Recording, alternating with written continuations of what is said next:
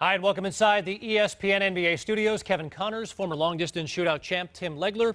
Well, the balance of power in the conferences appears to have changed with Carmelo Anthony and Darren Williams headed east. How about the power rankings? Mark Stein says the Spurs are still the top team, followed by Dallas, Chicago, the Celtics, and the Lakers.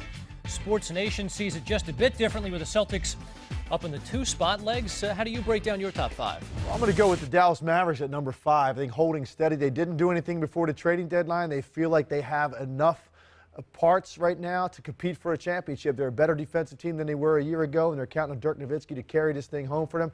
Number 4, I'm going to go with the Miami Heat. I think their late game struggle is going to make them drop a spot or 2 in this week's power rankings. That's something that's going to continue to plague this team throughout the season until they prove that they can beat good defensive teams in critical moments and come through and execute.